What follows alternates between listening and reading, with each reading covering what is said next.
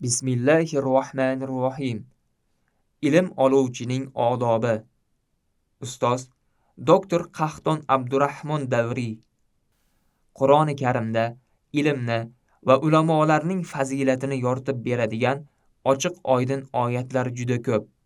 Masalan, ayting, biladiganlar bilan bilmaydiganlar teng bo'lurmi? Darhaqiqat, faqat aql egalarigina eslatma olurlar. Zumar surasi 19-oyat. Yana bir oyatda shunday marhamat qilingan. Alloh sizlardan iymon keltirgan va ilm ato etilgan zotlarni baland daraja, martabalarga ko'tarur. Mujodala surasi 11-oyat. Nabiy sollallohu alayhi vasallam ulamolar payg'ambarlarning merosxo'rlaridir deganlar. Payg'ambarlik martabasidan yuqoriroq martaba yo'q ekan, demak, ummat uchun payg'ambarlarga merosxo'r bo'lishdan ham yuqoriroq martaba yo'q. Shuning uchun Sufyon ibn Uyayna rahmatullohi alayh insonlar ichida Alloh taoloning huzurida martabasi ulug' inson Alloh taolo va bandalari o'rtasida vosita bo'lgan insondir. Ular payg'ambarlar va ulamolardir degan.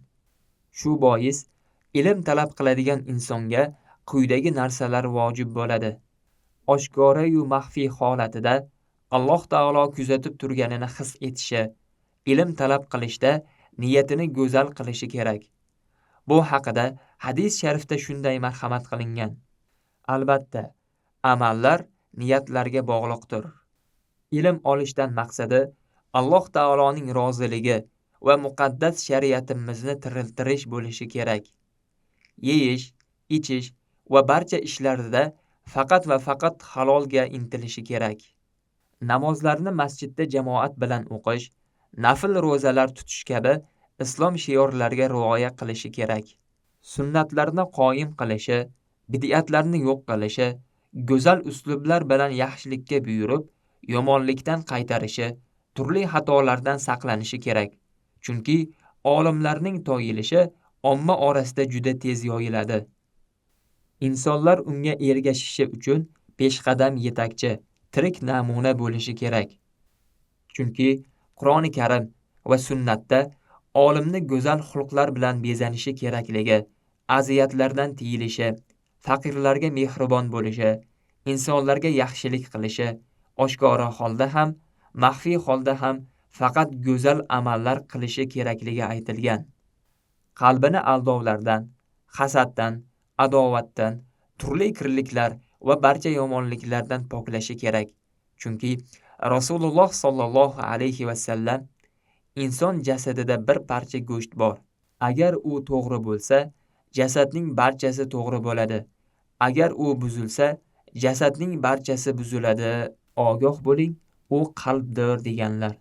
Doimo tahoratda poklanib, xushbo'ylanib yurishi, ilmni va uning ahllarini hurmati o'laroq dars majlislariga eng chiroyli kiyimlarini kiyib borishi kerak. Qo'lidan kelganicha viqor, sakinat va tavozi bilan yurishi, darslarda bema'niliklardan qochishi kerak. Yigitlik chog'larida ilm olishga doimo shoshilmog'i, vaqtini to'g'ri taqsimlamog'i va yoshligini g'animat bilmog'i lozim. Chunki umr bir lahza xolos. Bir hikmatda sen ilmga borlig'ingni bermaguningcha, u senga yarmini ham bermaydi deyilgan. Qattiq tirishib mehnat qilishga, katta himmat bilan ko'p mutolaa qilishga haris bo'lishi kerak. Ilm talabidan boshqa narsalar uchun vaqtini zoya qilmasligi lozim. Faqatgina rizq topish yoki jismiga dam berish uchun vaqt ajratishi joiz bo'ladi. Hikmat tolibi ilmning yo'qotib qo'ygan eng qimmatli narsasi bo'lishi kerak. Nabiy sollallohu alayhi vasallam shunday marhamat qilganlar. Hikmat mo'minning yo'qotib qo'ygan narsasidir. Uni qayerda topsa ham, uni olishga haqli bo'ladi. Said ibn Jubayr rahmatullohi alayh shunday deganlar. Kishi ilm olishda bardavom bo'lar ekan, u olimdir.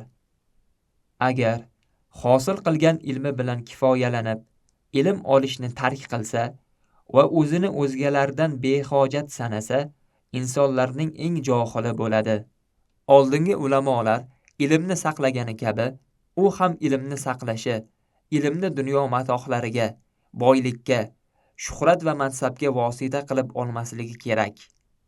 Ustozining roziligini topishga, unga bo'lgan hurmati sababidan Alloh taologa yaqin bo'lishga, ustozini unga ko'rsatgan marhamatini unutmaslikka harakat qilishi kerak. Shuningdek, ustozini harakatlari unga noto'g'ri ko'rinsa ham chiroyli gumon qilishi, bor imkoniyati qadar unga go'zal muomalada bo'lishga, ustoziga qo'pol muomala qilib qo'yishdan saqlanishga harakat qilishi kerak. Biror jumla yoki masalani tushunmay qolsa, u haqida so'rashdan uyalmasligi, lekin ustoziga bir savolni qaytaravermasligi kerak. Ta'limni avvalo Qur'oni Karim va uning tafsirini o'rganish bilan boshlash kerak. So'ng hadis sharifni o'rganishi, so'ng har bir fandan muxtasar matnlarni puxta qilib yodlashi kerak.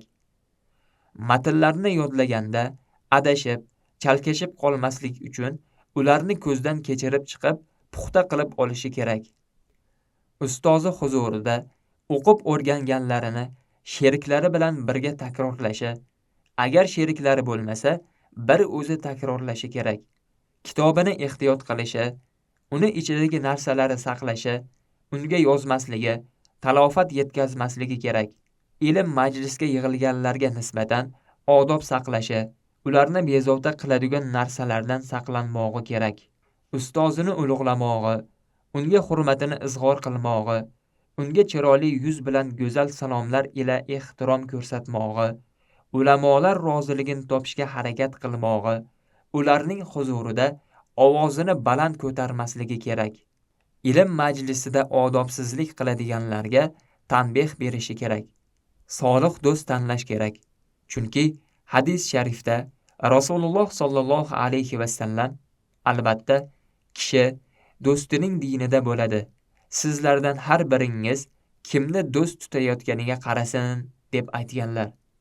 Shuningdek, darsdagi sheriklarini ham hurmat qilishi, ularga yordam berishi, kasal bo'lganlarini ziyorat qilishi kerak.